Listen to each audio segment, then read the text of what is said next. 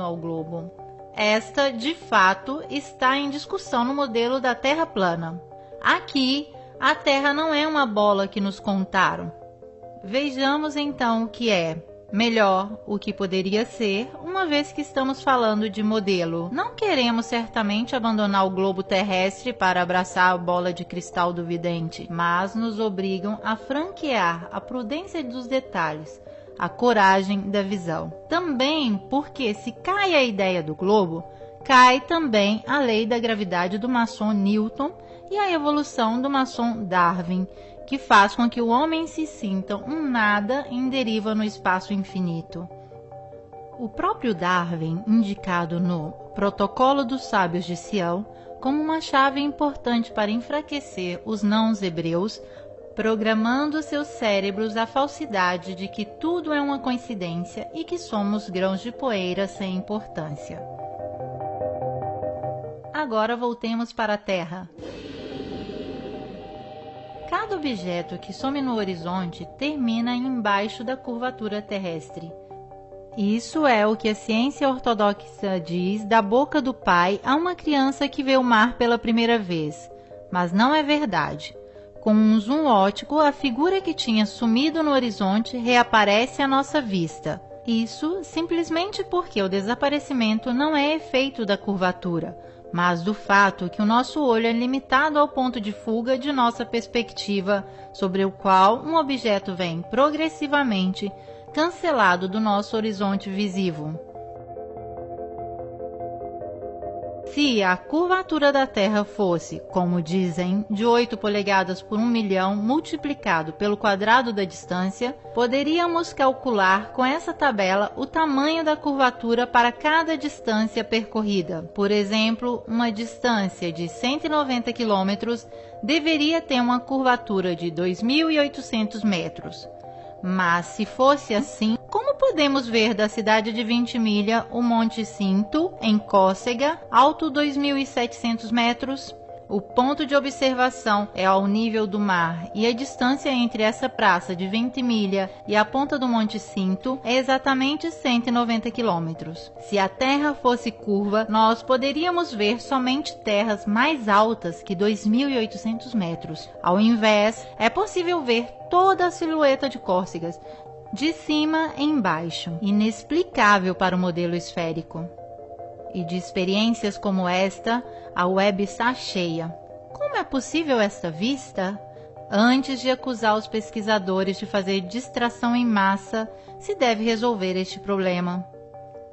As linhas da nossa perspectiva se interceptam no ponto de fuga, formando um triângulo que compreende toda a vista possível para nós. Nós não vemos assim, mas assim. Ao longo do nosso horizonte visual, cada corpo desaparece como faz o Sol. Como fazem esses edifícios que se tornam pequenos e vão diminuindo de acordo que encontram com o nosso horizonte perspectivo, não certamente porque a Terra é esférica. Se o sumiço dos edifícios fosse por causa da curvatura terrestre, não deveríamos vê-los retos, mas inclinados, assim. Mas assim não é.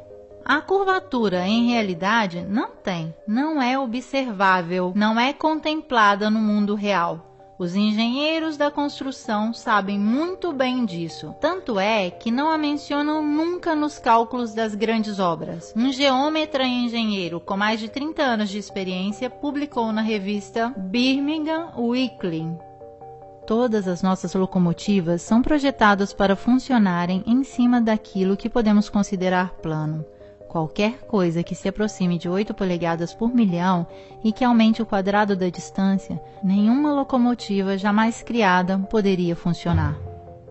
Ainda o engenheiro Winkler foi citado a propósito da curvatura na revista Earth Review, no qual afirmou: como um engenheiro com longa experiência, me rendo conta que essa absurda tolerância existe somente nos livros escolásticos. Nenhum engenheiro jamais sonharia em calcular nada desse gênero. Já projetei milhares de ferrovias e canais e este fator não é levado nunca em consideração. Um pequeno canal navegável, digamos de 30 milhas, deveria, segundo a curvatura, ter uma tolerância de 600 pés. Por favor, não digam por aí que nós engenheiros somos assim tão estúpidos. Nada de similar vem calculado. Não nos preocupamos de calcular 600 pés de tolerância, tanto quanto pensamos de arredondar um quadrado. Queremos então constranger um engenheiro a curvar a superfície de um canal? E como poderiam? Vocês são capazes de imaginar qualquer bacia de água com a sua superfície curva? A água não tem uma superfície curva, grita o menino. Não se comporta assim, mas assim. Então, em correspondência com os oceanos, deverá existir imensas varreduras de água no mesmo nível. Ao menos ali a Terra deve ser plana. Mesmo assim, nos propõe o modelo contrário, o oceano curvo. Simplesmente improvável. A física natural da água é aquela de juntar e manter o próprio nível. Tanto é que a água, através da bolha, vem usada para nivelar construções. Mesmo porque a água, diferente da ciência, não pode mentir. Nos dizem que a curvatura dos mares são devido à gravidade. E toda essa força de gravidade que mantém os oceanos tempestuosos grudados não pode impedir uma pequena borboleta de fazer seu suave voo? Pura fantasia. O voo de um avião nos diz ainda mais. Vamos dar uma olhada. Segundo a lógica, o avião, para voar em uma altitude em respeito à superfície curva, deveria direcionar de vez em quando seu bico para baixo. Mas não acontece. Por quê? Pergunta agora nosso famoso menino que pegou um pouco de coragem. Porque a força da gravidade, sempre ela, tem o avião em uma linha curva paralela ao solo, como se a aeronave fosse uma esfera ligada à Terra com uma corda. Responde a ciência ortodoxa. Então, se para estar na curvatura para baixo não é necessária nenhuma compensação, para não estar em nenhuma curva e permanecer linearmente, o piloto deveria corrigir a rota do avião para o alto? Pode parecer científico para a ciência, mas é ilógico. E se bastasse um voo linear para se perder no espaço, para que serviria um míssil? Ciência e tecnologia são assim tão incongruentes? Não, não é assim. Como mostra essa fumaça química que persiste por quilômetros, os aviões voam linearmente e sem nenhum perigo de escorregar para o universo. Agora vamos pegar uma rota aérea, neste caso em particular, ocorrida em 2015. Um voo de Bali a Los Angeles deveria recorrer a uma aterrissagem de emergência no Alasca. Mas em qual modelo seria considerada de emergência essa trajetória a respeito àquela? No modelo esférico, as duas rotas parecem muito similares. No modelo da Terra plana, tudo parece mais coerente. É nessa superfície que voam os aviões. Somente assim podemos entender o porquê dessa rota. Esta, na realidade, é esta. Esta é esta. E essa ainda é esta. E tudo isso por um simples princípio de economia. Não existe empresa aérea que não prefira adotar um critério da rota mais curta e econômica. Esta loucura existe somente em um modelo virtual que nos enfia um goela abaixo com serviços de bordo enquanto comemos nossos amendoins. As rotas aéreas são todas calculadas em um mapa similar, porque se realizam sobre uma terra plana. Tanto é verdade que nunca nenhum voo circunnavegou a Terra de norte ao sul. A única rota impossível em uma terra que não seja uma bola.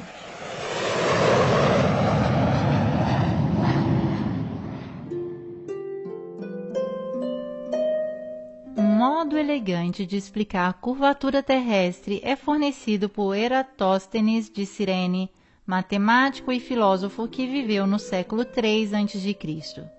Agora, nosso menino, que já está virando um rapazinho, insolente e sem muita reverência, se pergunta como é possível que até hoje temos que exumar Eratóstenes para provar um fato assim tão grande como a forma do nosso mundo? Simples, porque estes coveiros têm em mãos apenas um punhado de cinzas. O experimento de Eratóstenes consiste em medir o raio da Terra esférica, que tem somente 5% de diferença do que se considera válido atualmente. Ele observa simplesmente a diferença de sombras projetadas pelo Sol ao meio-dia do holístico de verão nas cidades de Siene e Alexandria do Egito, distante entre elas 5.000 estádios imaginadas no mesmo meridiano. Enquanto em Siene o Sol não projeta sombra ao meio-dia, em Alexandria a sombra da gnomo faz 7,2 graus com a vertical, isto é, 1/50 de ângulo giro, da qual temos a dedução. A circunferência da Terra deve ser de 50 vezes a distância entre as duas cidades, isso é 25.000 estádios, ou mais ou menos 39.000 quilômetros, aproximadamente os 40.000 quilômetros de circunferências aceitos hoje. Na encenação do filme do pouso na Lua, as sombras dos corpos projetados pelo Sol em uma superfície lunar são divergentes entre si, mesmo estando a poucos metros de distância no plano, então sem necessidade de presumir qualquer curvatura significativa. Mas, se o Sol estava distante cerca de 150 milhões de quilômetros da Lua, sombras de objetos assim tão próximos entre si deveriam ser paralelas. Essas são justificadas por uma iluminação muito próxima. Sabemos que a NASA simulou o pouso na Lua, mas tudo o que podemos observar é como em uma superfície plana a inclinação das sombras possa variar pelo motivo da proximidade da fonte luminosa. Isto é o que Eratóstenes resolve pressupondo uma curvatura da Terra ao invés de atribuir ao Sol uma distância muito inferior. O modelo da Terra plana realmente descreve um Sol muito mais perto da Terra, como a visão destes raios nos sugere. E se essa é falsificada, como alguns afirmam, da refração atmosférica, significa que também Eratóstenes fez seus cálculos induzidos de um erro do fenômeno da refração. Mas não é assim. A Wikipédia, em seguida, fala de divergências aparentes dos raios crepusculares, invocando o efeito da perspectiva que concentra todas as linhas para o ponto de fuga do horizonte. Mas esta não influencia a percepção da verticalidade das linhas. A perspectiva não funciona assim, mas assim. Porém, nós vemos os raios solares deste modo. Isto significa que a divergência é devida à natureza de uma fonte em todas as direções das luzes que vem de um Sol muito menor e mais próximo do que aquele que nos contam. Sendo assim configurado, o Sol cria sombras divergentes, como essas medidas por Eratóstenes sobre uma distância de 5.000 estádios, mas de uma Terra plana.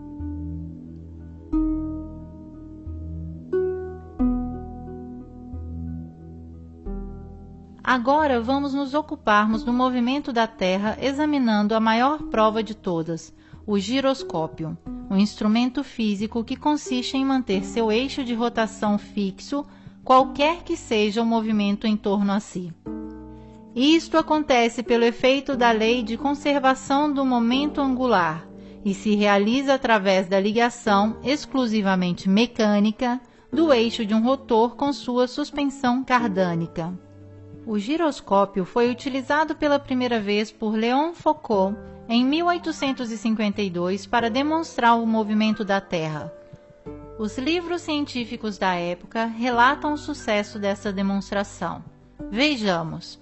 Ligado o giroscópio manual ou elétrico, mantém o eixo de rotação fixo, qualquer que sejam os movimentos do sistema em torno. Aqui temos reproduzido o mecanismo. Aqui e ainda aqui. São feitos inúmeros experimentos. Enquanto o sistema em torno se move, o eixo interno se mantém fixo. Então, o giroscópio pode mostrar o movimento de rotação terrestre.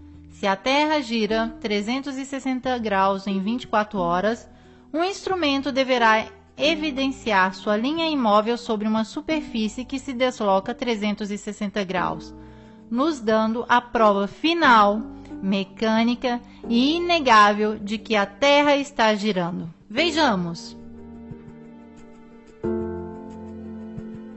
Nada. Imóvel. Parece mesmo que a Terra esteja parada. No entanto, a superfície deveria ter se movido em todas essas horas. Todos os experimentos depois de Foucault têm falhado, mesmo hoje, com giroscópicos menos rudimentares daquele de sua época. Ok, o giroscópio é como a água, não mente. Agora entendemos o quanto a ciência oficial possa modificar as cartas para evitar a perda.